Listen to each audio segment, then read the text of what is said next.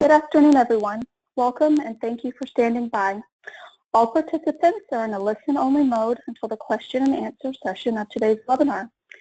Today's call is being recorded. If you have any objections, please disconnect at this time. I am Nikki Grimsley with the Clinician Outreach and Communication Activity, or COCA, with the Division of Emergency Operations at the U.S. Centers for Disease Control and Prevention. We are delighted to welcome you to today's webinar, The Confluence of Science, Policy, and Politics, and the Multisectoral Approach to Zoonotic Disease. COCA is excited to offer this call in partnership with the American College of Veterinary Preventive Medicine. We are pleased to have with us today Dr. Brian McCluskey.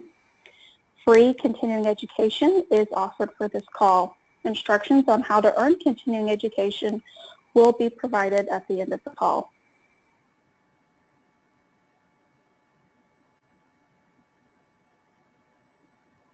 At the conclusion of today's session, you will be able to describe how to best use science to influence decision-making and policy development in your respective organizations, how to identify from your own organization where outside influences may alter decision-making or policy development, as well as list specific examples of how zoonotic disease responses have emphasized the contributions of science, policy, and politics. CDC, our planners, and their spouses and partners wish to disclose they have no financial interest or other relationships with the manufacturers of commercial products, suppliers of commercial services, or commercial supporters. Planners have reviewed content to ensure there is no bias. At the end of the presentation, you will have the opportunity to ask the presenter questions. You may submit your questions to the webinar system at any time during the presentation by selecting the Questions tab on the webinar screen and typing in your question. Or you may click on the Raise Your Hand icon on the webinar screen and your line will be unmuted so that you may ask a question. Our presenter today is Dr. Brian McCluskey. Dr. McCluskey joined the U.S. Department of Agriculture, Animal and Plant Health Inspection Services in 1990 after 3 years in a large animal practice, and has held numerous positions in veterinary services, including Area Epidemiology Officer, Dairy Commodity Specialist, Director of the National Surveillance Unit, Western Region Director, Chief Epidemiologist, and Executive Director for Science, Technology, and Analysis Services. At this time, we welcome Dr. McCluskey. Dr. McCluskey, please go ahead. Thank you very much, Nikki. So the title of my presentation is a mouthful for sure, and this webinar will likely be a little bit different than others you may have attended in this series. There won't be a lot of data presented or clinical descriptions, but I believe this is a very important topic for any of us that might be working in the government space or involved in multisectoral response.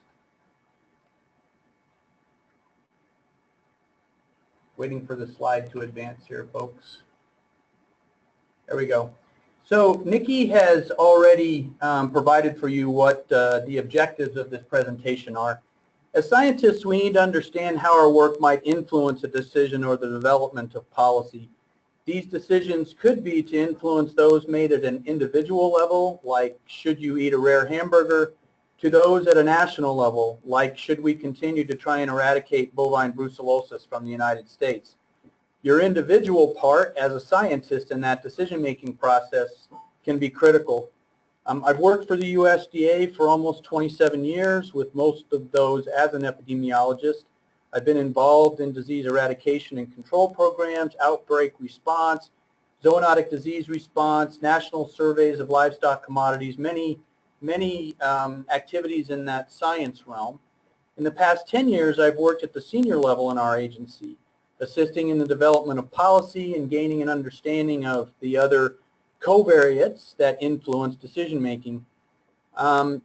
So I guess I say that because I've been a frustrated frontline scientist who doesn't understand why my brilliant work doesn't stand on its own, to now at a level that I understand there are many different influences to how we use our science, how we apply it, and how we make the best decisions within government organizations. I have 3 examples of zoonotic disease response that I'll be presenting today that I hope will emphasize the ways in which our sciences, medicine, epidemiology, public health, animal health, food safety, and others, work across all the sectors we represent towards a desired outcome, and how they may be influenced by science, policy, and politics.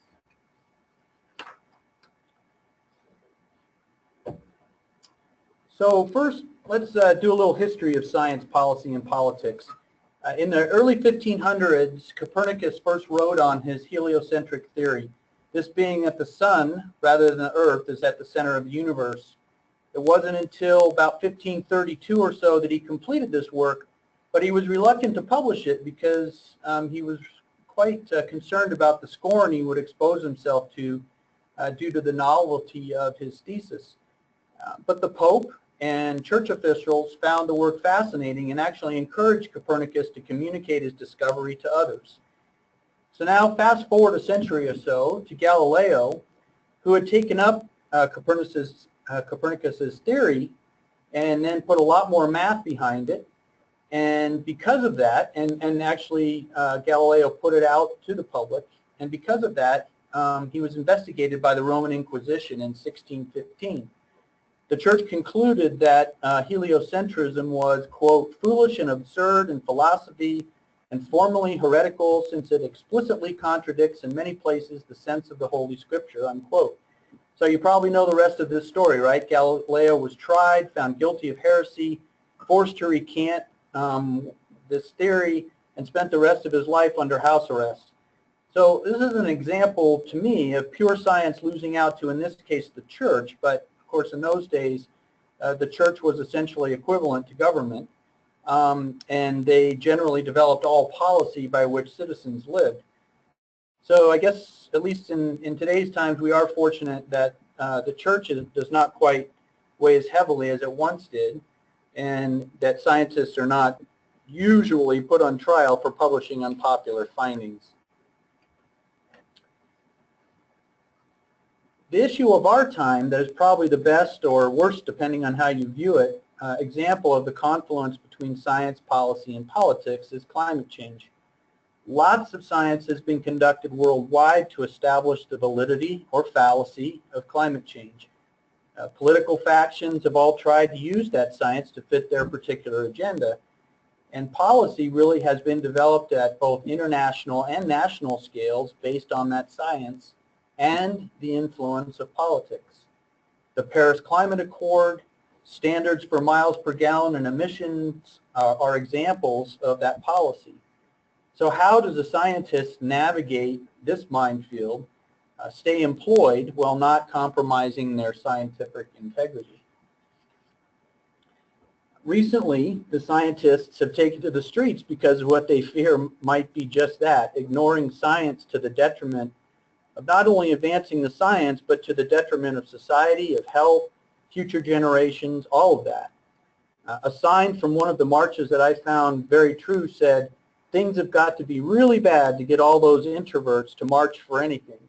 And so I think that this confluence of science, policy, and politics has really come to the forefront.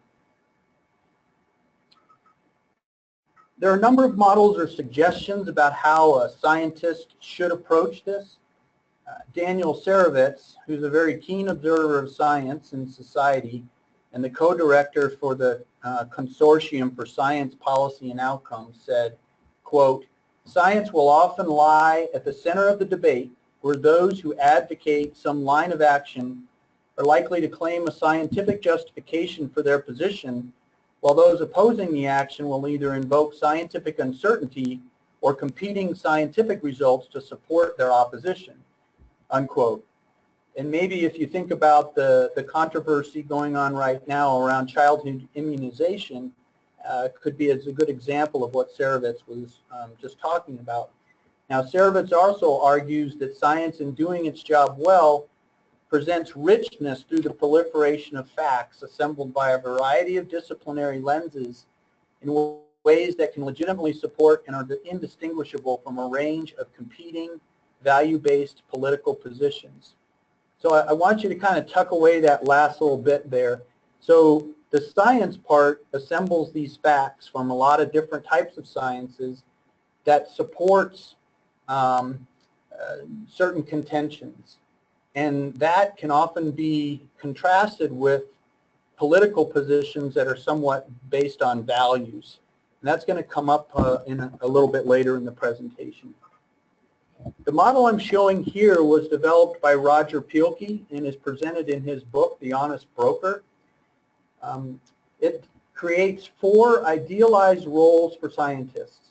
And for a scientist to play a positive role in policy and politics, we really should overtly choose how we're going to relate in that decision-making process.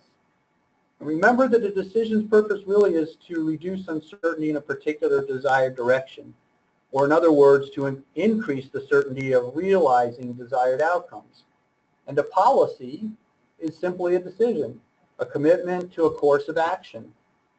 Now, of course, because in society today there are many interests and perspectives, there's rarely consensus on a desired outcome or how you actually get or achieve that outcome. I hope in the examples I'll use a bit later you'll see that very clearly. So let's go through each of these idealized roles that Pielke talked about in a little more detail. So the first of these idealized roles is the pure scientist. This pure scientist role focuses on research with no consideration of its use or utility. Results are placed in this giant reservoir of knowledge that becomes available to everybody, and everybody includes decision makers.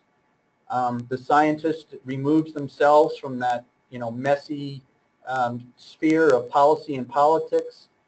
But in reality, this pure scientist role anymore is probably more mythical or theoretical than a real one, because even those that work more, not so much where most of the folks on this webinar are probably sitting, but for pure scientists, research funding anymore really needs to be justified. And on grant proposals that I've actually seen, there is that little box that says, so how are you going to apply what you learned from this research that you're proposing to do?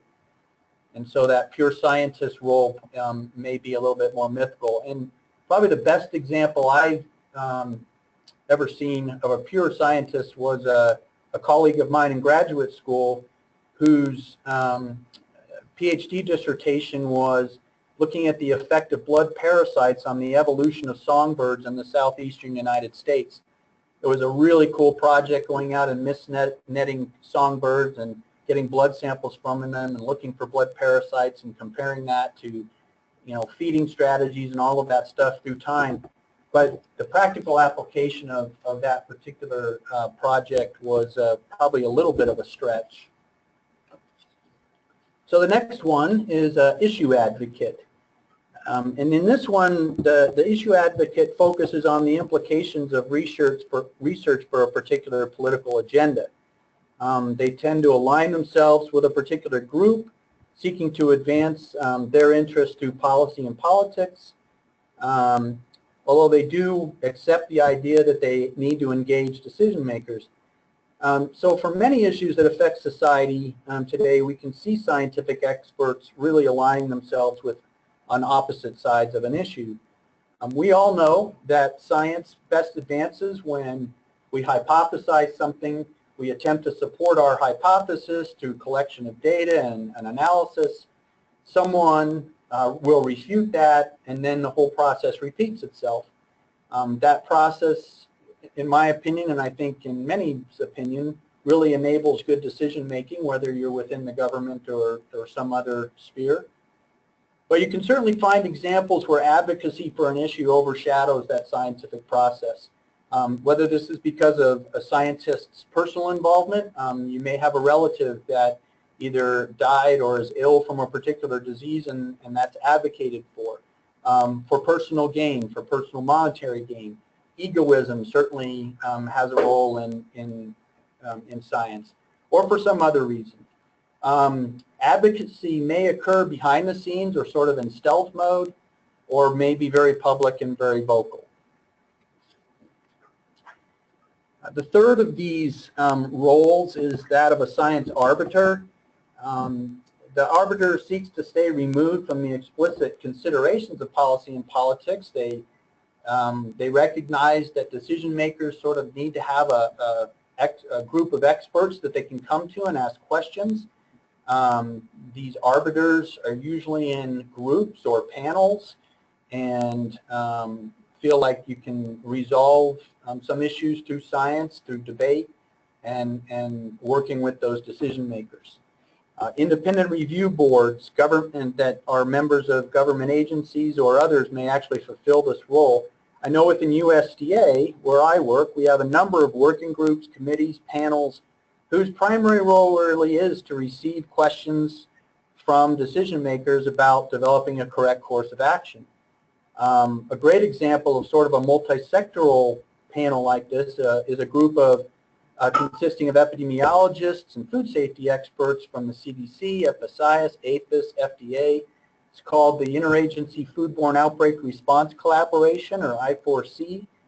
They have regularly scheduled calls to discuss foodborne disease outbreak investigations and the best approaches to take in specific outbreaks, but also to outbreaks in general.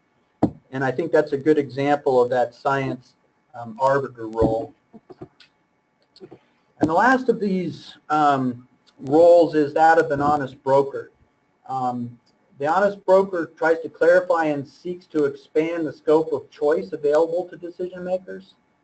They seek to integrate the scientific knowledge with the stakeholders' concerns in the form of those alternate courses of action.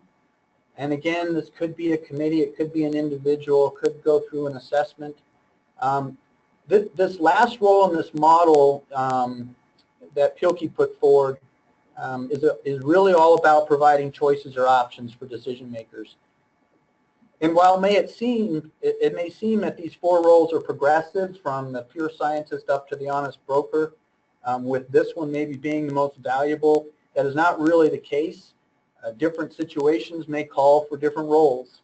I will say that providing options or choices is routinely requested or required in my agency.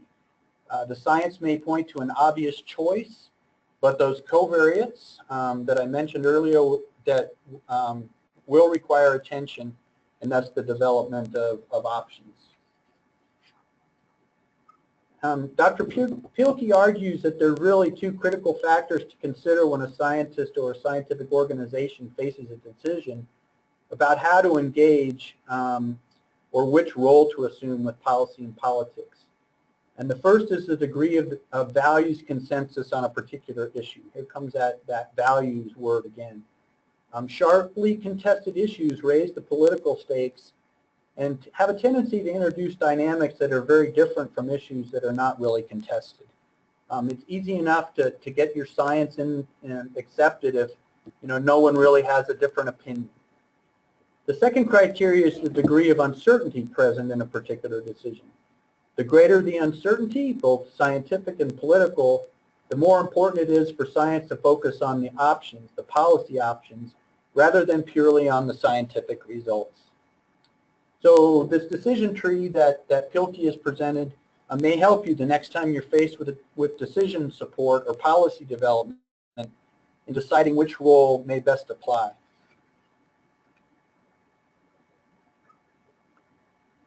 So in fields of science that apply to zoonotic disease response, what kind of decision support or policy are we really talking about? Ultimately, of course, would all of us, regardless of the agency we work for, as an academic, in the private sector or an NGO, we want to prevent zoonotic disease from occurring. Epidemiologic approaches provide us with the science to determine best prevention strategies. Should we vaccinate and when? On the animal health side, we have used depopulation as a very effective tool for disease control and prevention. When should we use it, and what are the costs and benefits of using it? Should we recall a product to prevent more exposure, more disease? Should we apply quarantine? Very important decisions about resource allocation, whether what research you do or what how you leverage expertise can be and are supported by science. Everyone likes to say they are for science-based decision-making until the scientific consensus leads to a politically inconvenient conclusion, and then they want to resort to a backup plan. The first example I want to present to you is a great example of this. So I don't need to review the story of BSE to most of you. You should be very familiar with the outbreak that occurred in the European Union, the thousands of cases of BSE diagnosed in cattle. The first case in the U.S. was in 2003, and it initiated an extraordinary surveillance and response effort by the USDA. But prior to our case in the U.S., we had implemented very stringent control processes to prevent BSE from both entering the U.S. and from spreading in the U.S. should it arrive. And those had been in place 5, 6, 7 years prior to our identifying our first case. This political cartoon can give you an immediate sense of the opinion of much of the public anyway about the BSE crisis and how the USDA was responding. Now, following our first case in late December of 2003, and I will point out that that case was in a cow imported from Canada, the USDA initiated an enhanced BSE surveillance program. And I say it was enhanced because we had actually been performing BSE surveillance for years prior to 2003. During this enhanced surveillance period of close to 18 months, we collected and tested almost 800,000 samples. 800,000 samples in 18 months. That's an OBEX from 800,000 cows. Incredibly intensive surveillance program. This table shows you from what surveillance stream those samples were collected. So whether they were from a cow with clinical signs, non-ambulatory, etc. And that'll become important here in a second. So the OIE, or the World Organization for Animal Health, has established surveillance goals for countries to meet, among other criteria, to establish their risk status for BSE. The OIE established a system of points for each type of sample collected and tested, with those from cattle with clinical signs of BSE of the proper age receiving the highest number of points, and those from cattle, healthy cattle, the lowest number of points. Another point system, based on the B-SURVE model, estimates the BSE prevalence in a national cattle population and can be used to evaluate and compare alternative strategies for a national surveillance program. Each individual surveillance test has a point value that reflects the likelihood of detecting BSE in an animal of a given age leaving the population via the stated surveillance stream. So based on these 2-point systems, the U.S. needs to accumulate greater than 150,000 points over a 7-year period, or about 21,400 points per year by the OIE standard. And by the B-SURVE model, we need about 428,500 points per year. So after our enhanced surveillance effort in 2004 and 2005, the U.S. did reduce, we went to maintenance levels of surveillance. So we reduced the surveillance numbers over time to a level of about 40,000 samples per year. And the table that I'm showing you here is the last 5 years of surveillance numbers and the points received for those samples. So the U.S. has been conducting BSE surveillance since 2005 at somewhere between 25 and 50 times greater than necessary to meet international standards. So why would we do that? The science says this much, and yet we're doing 25 to 50 times greater. So the U.S. has had 4 total cases of BSE, 1 imported from Canada, as I mentioned, and the other 3 that were actually atypical BSE, indicating they were most likely not associated with ruminant-to-ruminant feeding. Our oversampling was really about the need to create maximum confidence among U.S. consumers, but probably even more importantly, confidence to countries importing our beef that it was safe. In reality, the detection of BSE cases in the U.S. Had essentially no effect on beef consumption in the U.S. Even back in 2003, 2004, very little effect on beef consumption. My agency tried through 2 administrations to demonstrate that we could reduce sampling and still provide that confidence. It was good science. We had good models. We had lots of surveillance, and yet we're unsuccessful in being able to reduce the amount of surveillance at pretty high cost, by the way. We were not successful until last year, where the total number of samples collected was actually reduced to about 25,000. Now, new variant CJD, the human disease caused by consumption of BSE-affected beef, has a case fatality rate of 100%. So this certainly has influenced the world's and the United States' response to BSE. Trade in beef commodities has also been a significant influence on the United States' response to BSE. There have been 4 cases, reported cases, of new variant CJD in the United States. 3 have proven exposure overseas, probably in Europe, and the 4th has an unclear exposure history. Over the entire world, the total number of reported new variant CJD cases is around 200. So the response to BSE in the U.S. has really been multisectoral, but is primarily focused on the animal health sector, because it's not really an animal health issue or a human health issue. You may have heard that China just recently opened trade with the U.S. for beef, a huge market now open to U.S. producers. And one of the reasons used in the past by this particular trading partner for not accepting our beef was the risk of BSE. So while it would be very gratifying to all of us who have worked over the years on BSE surveillance to take credit for the opening of this huge market, I dare say there were other non-agricultural and health-related issues at work. This has been, with a new administration where we've got politics and policy and science conflating to a sweet spot, at least for the beef industry, to actually see China now opened up for trade.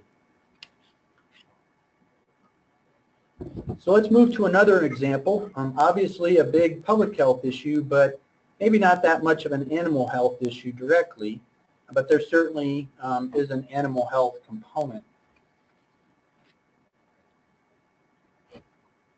So what do the scientists say about raw milk? There's been a lot of papers published on the risks associated with consuming unpasteurized milk and milk products. Many, many more describing outbreaks.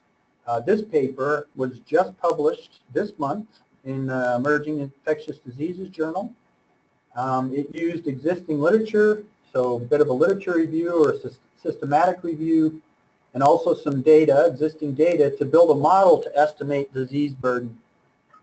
Their focus was on the primary pathogens from raw milk: Campylobacter, Salmonella, Shiga toxin producing E. coli, and Listeria.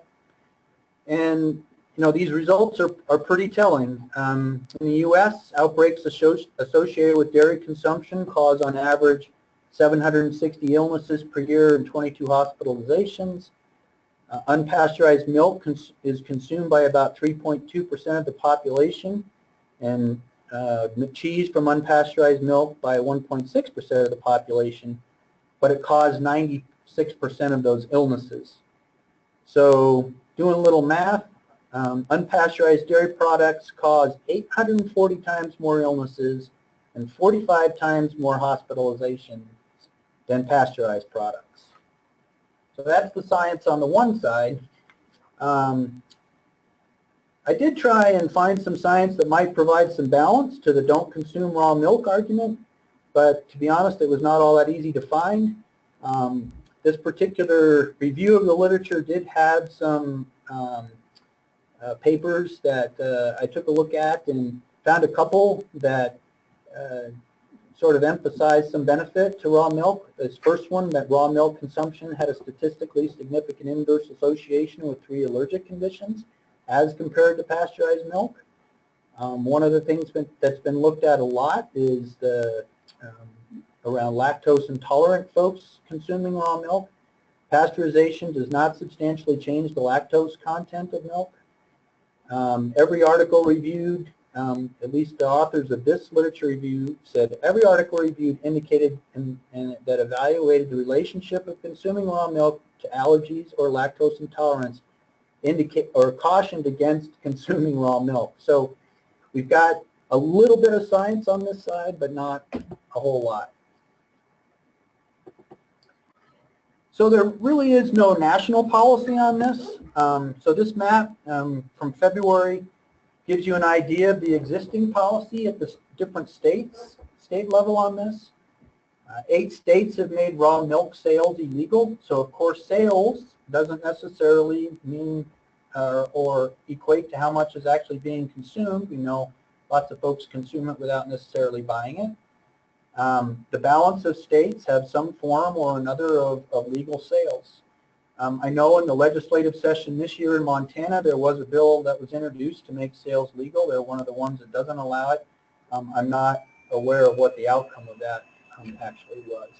So here's where we are. Here's where we kind of stand on raw milk policy.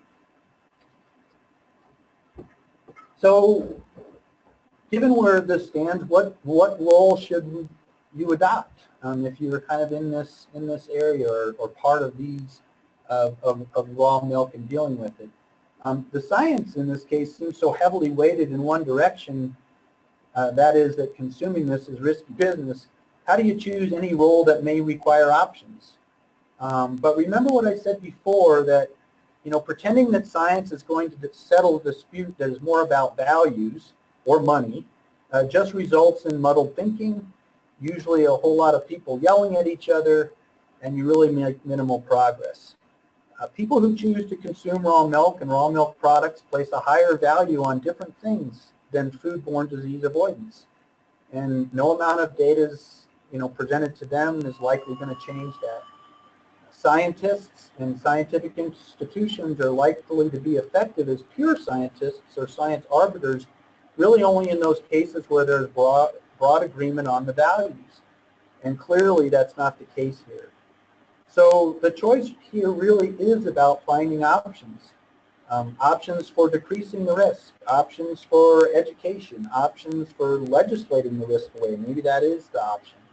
And I'm sure many of you on the public health side could think of a few others.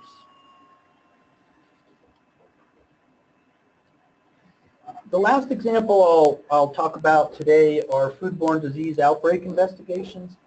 These probably provide one of the best opportunities for multisectoral response.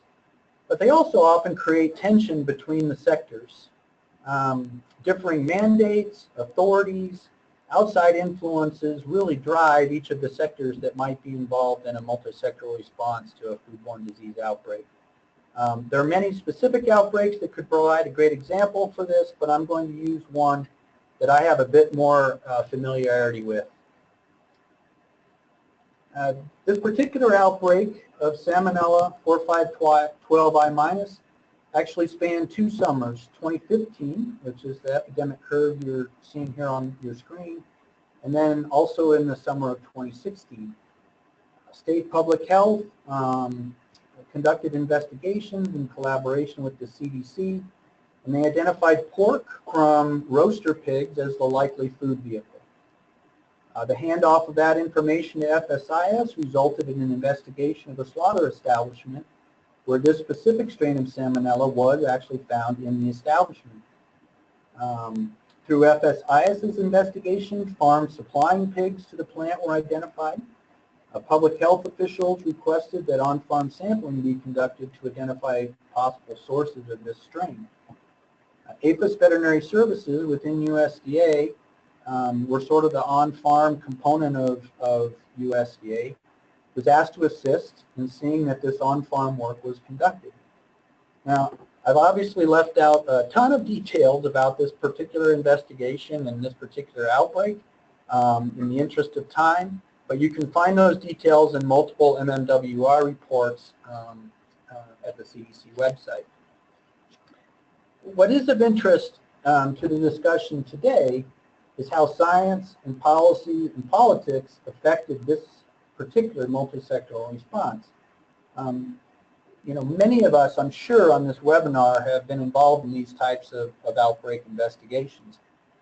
We have been taught what outbreak response steps there are, and those outbreak response methods, and just good epidemiology would suggest that following the pathogen to its source or sources is the right thing to do. It's through that work that we're able to identify the potential risks all along that farm to fork continuum that we can hopefully mitigate to prevent disease, which is really everyone's ultimate goal, right, is to prevent disease. So find the factors, mitigate those factors, and hopefully prevent some disease. So what are the mandates and authorities of the three pillars that you see here on this slide and that were involved in this response? Right under the CDC logo on their website, it says saving lives and protecting people. Now I assume the lives that the CDC are saving are human lives. So this is their mandate, and they, along with local public health agencies, have very broad authorities to carry that out. The next pillar in this investigation is FSIS. From the FSIS website, their mission statement is protecting the public's health by ensuring the safety of meat, poultry, and processed egg products. So this is their mandate, and the vast majority of their authority is bounded by the walls of slaughter establishments and processing plants. From APHIS's website, our mission statement is to protect the health and value of American agriculture and natural resources. This is APHIS's mandate, and our authority is, at least within veterinary services, is very specific to animal health. That is, APHIS does not necessarily have the authority to conduct on-farm investigations when animal health is not affected. And in this case, in this Salmonella I4512I- case, animal health was not affected. So what is the big difference between these mandates? Obviously, CDC and FSIS are there to protect the public's health, and they do it extremely well and extremely vigorously. APHIS Veterinary Services mandate, or we're there to ensure that farmers and ranchers produce healthy animals and to keep those farms and ranches thriving economically. Certainly as veterinarians that work in veterinary services, when we take our oath, part of that, if you remember, if you're a veterinarian on the line, you remember that part of that is protecting public health. So that is part of what we do, but our mandate is around keeping farms thriving economically and producing healthy animals. So in this specific investigation, when APHIS Veterinary Services approached our state ag counterparts in the pork industry, there was reluctance to conduct any activities on the farm, including sample collection. The industry and the state veterinarians were very concerned about protecting the economic vitality and viability of those producers and questioned what mitigations to prevent salmonella from moving off the farm would actually be effective. So again, which role should be adopted by the various folks maybe involved in this multisectoral response? What does the science tell us? Well, I already mentioned, you know, epi methods suggest trace the sources back as far as you can. But other science, that done in sort of the animal health side, would say, well, we know we can find many different types of salmonella serotypes on swine operations. Some of them can cause animal health problems, most don't. There's no clear proven methods through research that would allow mitigation of salmonella on swine operations. And this was really the pork industry's argument. Find your epidemiologic method, would trace it back to a farm, but what do you want the producer to do about that? And the industry's concern and the state veterinarian's concern was, well, what you want them to do about it is not send their porks to market. And that does not allow them to be economically viable. So what are the political questions here? Well, when it comes to foodborne outbreak response, the USDA gets their appropriated dollars from a completely different part of Congress than, say, the CDC around human health. And so our appropriators are lobbied by agricultural industries, livestock industries, and they are our main stakeholders within the USDA. And so we work very closely with them. They have great interest, believe me, in the industry and keeping people healthy just like keeping animals healthy, but they're also very interested in keeping their commodities and their livestock producers economically viable and healthy. What are the policy issues involved? I've mentioned them. We've got different mandates and different authorities, and what was really clear in this particular investigation was, you know, who really does have that authority to go on farm and conduct an investigation or collect samples? It wasn't really state public health, not FSIS, not APHIS. State veterinarians really didn't have that authority for a public health or a foodborne outbreak. There does appear to be some authority within the CDC to do that, but the CDC feels pretty strongly, I believe, that and would like to see USDA, who has that expertise, do that. And so there actually are some policy issues involved here that make this just a little bit of a tough situation in this type of multisectoral response. So we're getting down to the end here. We wanted to leave some time for questions. Just sort of in summary, I'm a government scientist, and many of you I know that are on the line are government scientists. I know some of you are academicians, many different roles you play. But from a government scientist perspective, it really is a good idea to think about these 4 roles that you could play. Maybe be kind of overt in the initiation of something, and which role makes the most sense to play or to assume in a given situation.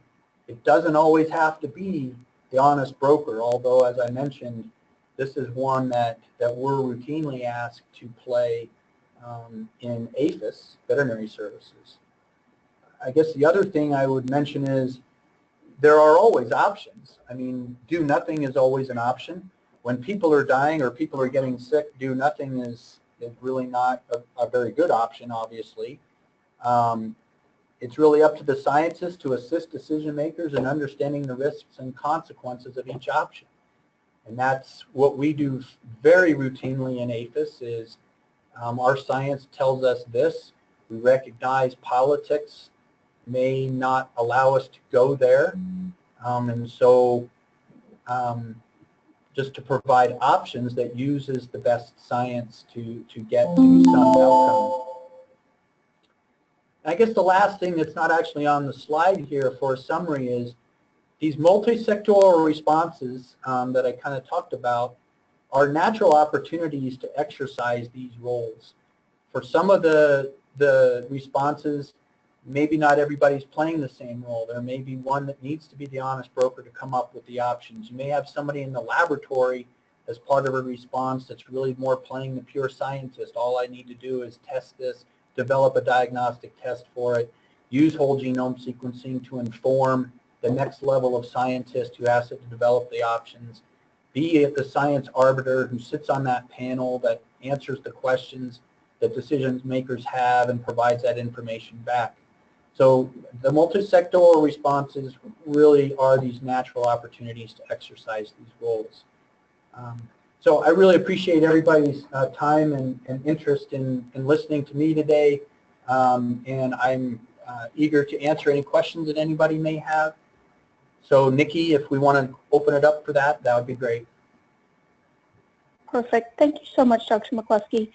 We will now open the lines for the question and answer session. As a reminder, you may submit your questions to the webinar system by selecting the Questions tab on the webinar screen and typing in your question. Or you may click on the Raise Your Hand icon on the webinar screen and your line will be unmuted so that you may ask a question. Okay.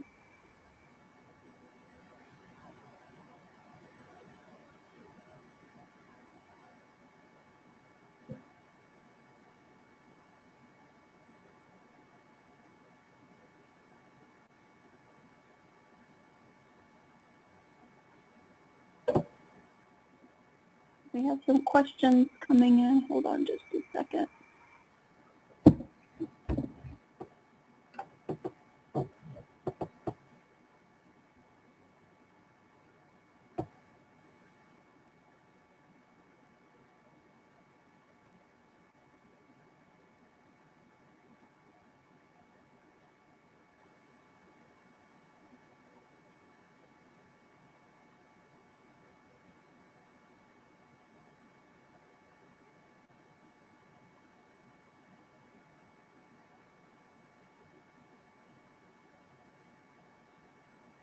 Okay, Dr. McCluskey, sorry about the delay, a little technical difficulty.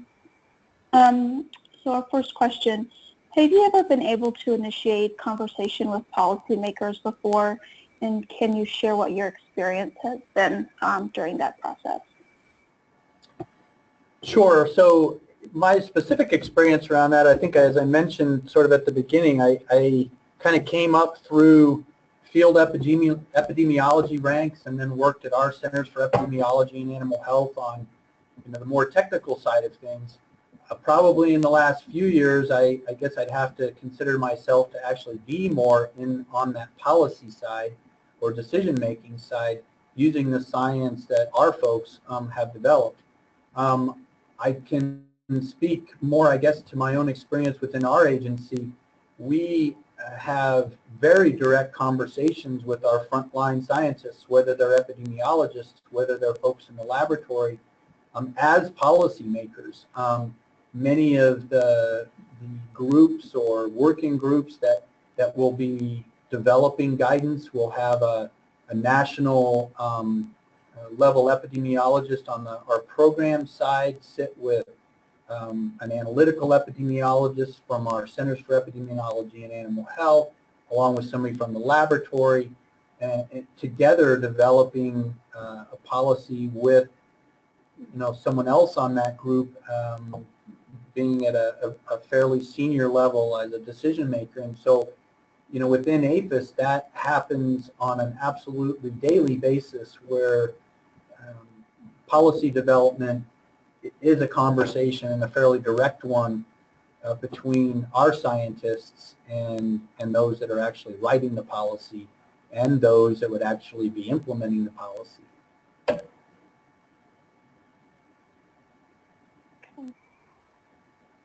In the Salmonella case, what was the final outcome? So, right. So that's a really good question. I guess this is where it comes down to some options. The final outcome was the state veterinarians and our both local and national industry representatives from pork industry were pretty clear that they were not in favor of doing on-farm sampling specifically related to that outbreak. I think from the public health side, that the plant that was implicated or investigated has since shut down. Really haven't seen a lot of more cases from roaster pigs in the Pacific Northwest. So, I know there have been a few cases, but not many. So maybe the public health side of that has been taken care of.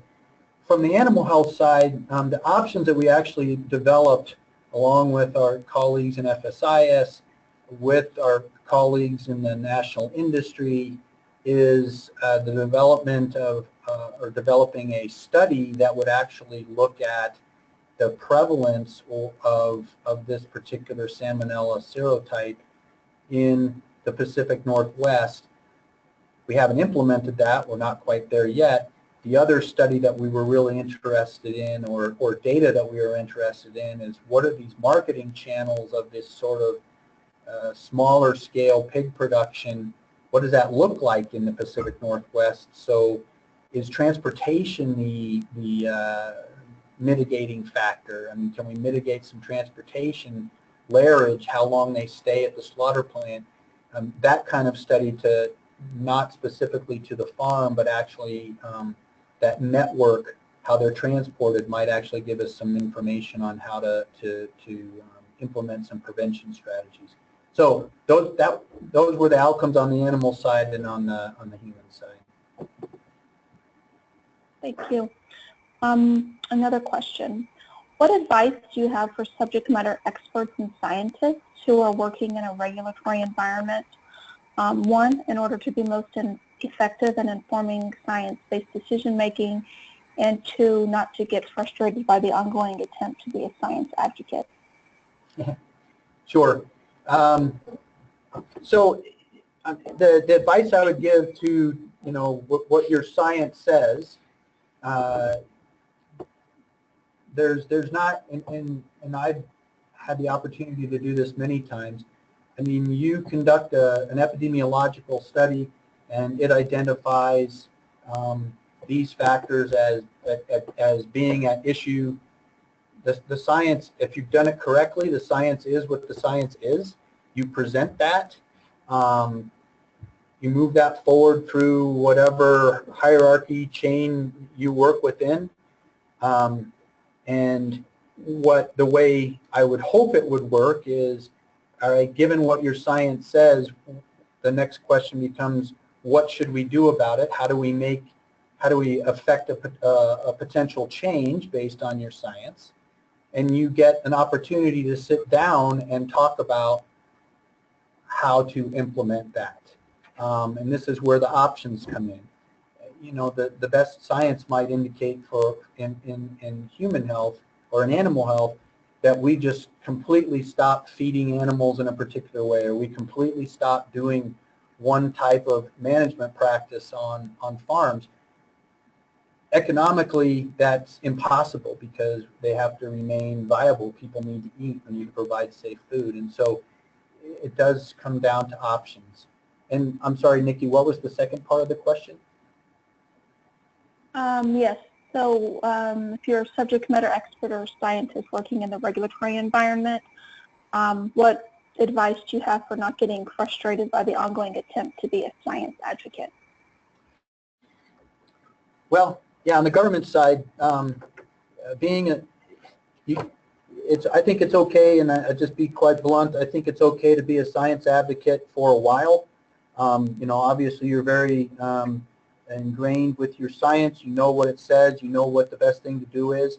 It's okay to stomp your foot once or twice, but after that it usually doesn't go very far.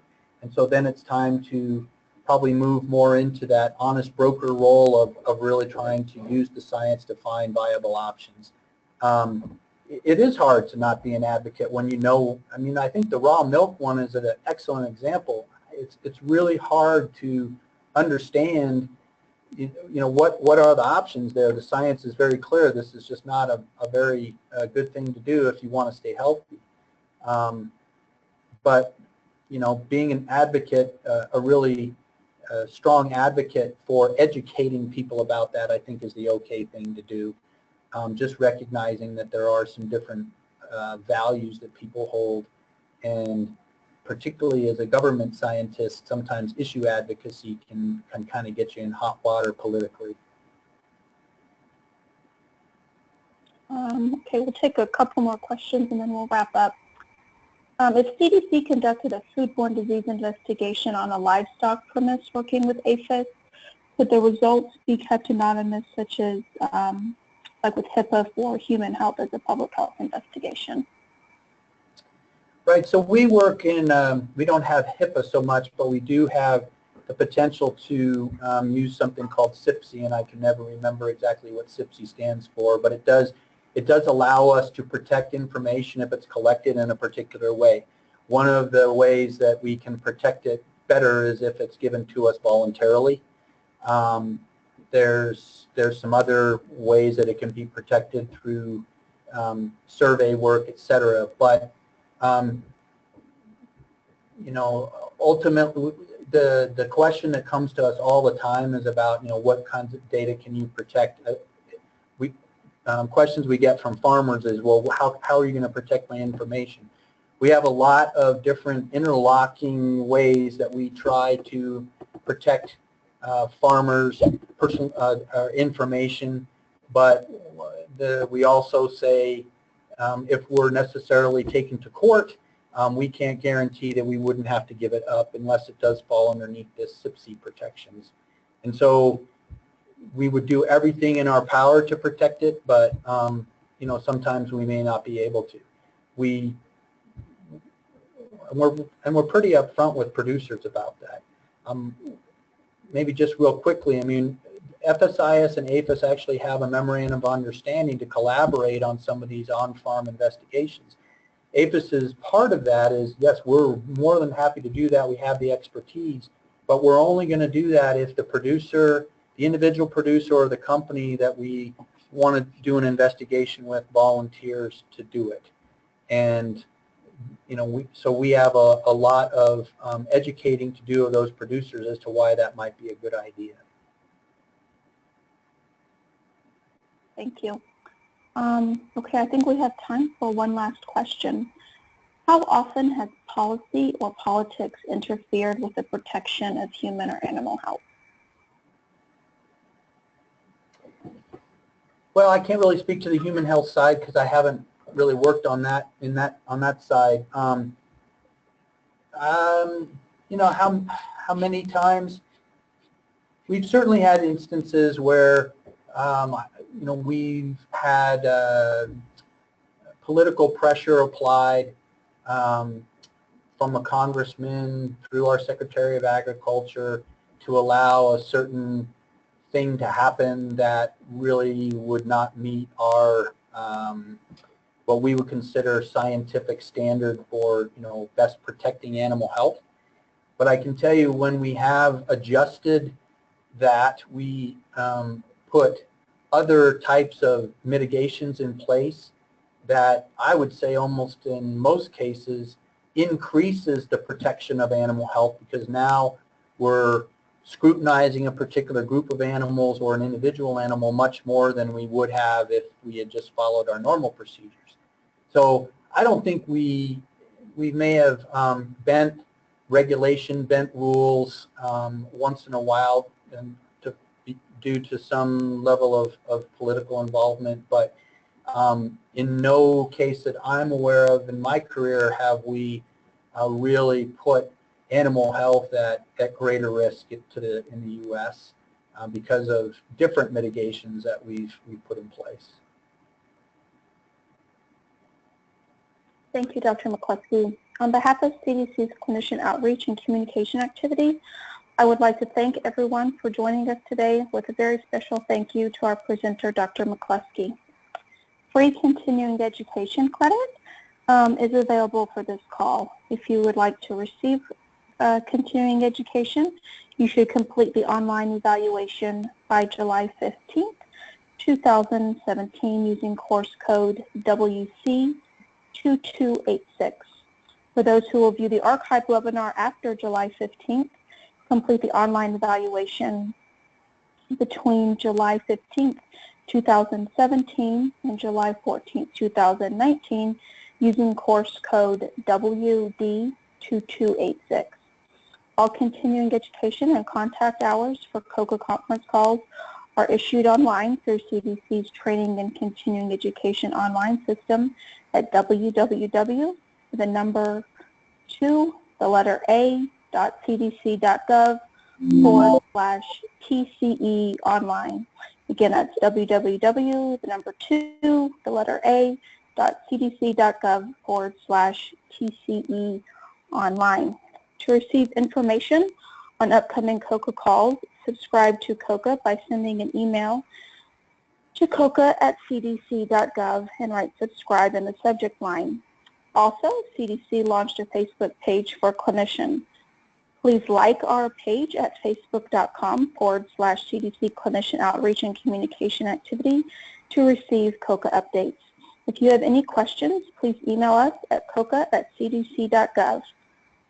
Thank you again for being part of today's webinar. We hope everyone has a nice day.